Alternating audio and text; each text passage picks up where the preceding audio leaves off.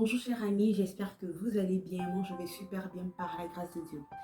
Alors aujourd'hui j'aimerais qu'on parle d'une chose que nous avons tous l'habitude de faire lorsque l'année tire à sa fin, c'est-à-dire le bilan de l'année. Nous faisons sortir les listes que nous avons faites au début de l'année et nous réalisons que pour certains, plusieurs choses n'ont pas été accomplies. Certains avaient demandé comme ça pour cette année 2022 le mariage, un nouveau travail, des enfants, la conversion d'un proche, la conversion de quelqu'un qu'on aime bien. Et lorsque vous verrez ces listes, vous ne serez pas totalement satisfait parce que vous vous direz, plusieurs choses n'ont pas été accomplies. Mais j'aimerais vous dire une chose. Sachez que beaucoup de choses ne sont pas de votre sort. Vous ne pouvez pas contrôler beaucoup de choses. Vous ne pouvez pas contrôler la conversion d'un proche. Vous pouvez juste prier pour un proche, pour que ce proche se convertisse. La conversion revient au Saint-Esprit. C'est le Saint-Esprit qui fait son travail. Vous pouvez prier et parler à cette personne. Vous avez peut-être voulu le travail de vos rêves, mais vous n'avez pas eu ce travail-là. Ce n'est pas de votre faute. Vous avez voulu avoir un enfant ou bien deux enfants cette année, mais vous n'avez pas pu. Ce n'est pas de votre faute. Vous avez voulu vous marier, mais ce n'est pas de votre faute. J'aimerais qu'au lieu d'être triste face à ces listes que vous allez faire sortir, que vous avez déjà fait sortir, regardez là où vous étiez quand l'année a commencé ou les années passées et là où vous êtes maintenant. Pour mon témoignage personnel, je suis vraiment reconnaissante à Dieu parce qu'il m'a libérée de la dépression. Il m'a libérée de la dépendance affective vis-à-vis du père de mon fils que j'ai perdu. Le Seigneur m'a appris à lui faire confiance de manière aveugle. Le Seigneur m'a appris à ne plus m'inquiéter. C'est vrai que je n'ai pas obtenu tout ce que j'avais dressé sur ma liste, mais j'ai grandi en sagesse avec Dieu. Je suis à un autre niveau.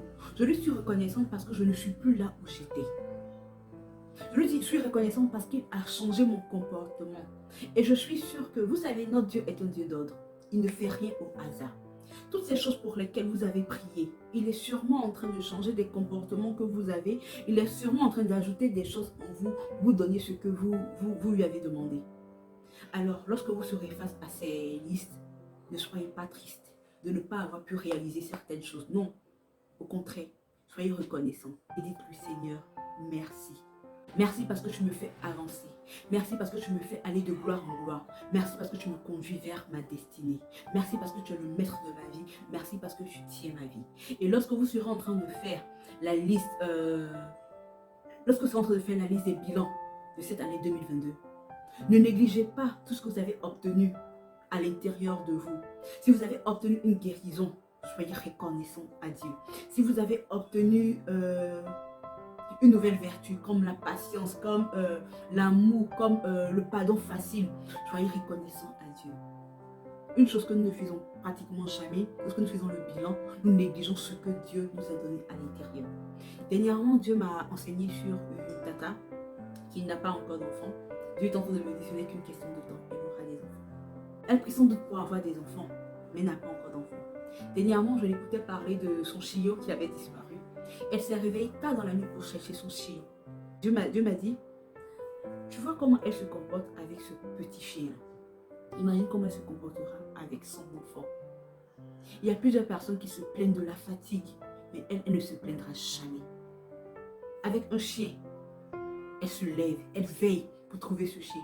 Imagine lorsqu'elle aura son propre enfant, comment elle sera dévouée à l'enfant que je lui aurais confié. Donc vous voyez, certaines choses nous sont confiées, certaines choses nous arrivent parce que Dieu est en train de nous préparer pour de grandes bénédictions. Si aujourd'hui c'est ton comportement qui a changé, dis-toi que Dieu est en train de te préparer pour la bénédiction. N'abandonne pas, ne sois pas triste, crois que la personne pour laquelle tu pries pour voir sa conversion, cette personne se convertira. Le mariage pour lequel tu pries, tu feras ce mariage. Les enfants pour lesquels tu pries, tu les verras. Le travail pour lequel tu pries, tu l'auras. Toutes les bénédictions pour lesquelles tu pries, crois que Dieu te les donnera parce que Dieu t'aime et il veut que ta joie soit parfaite. Passez une bonne journée, que Dieu vous bénisse. Bye.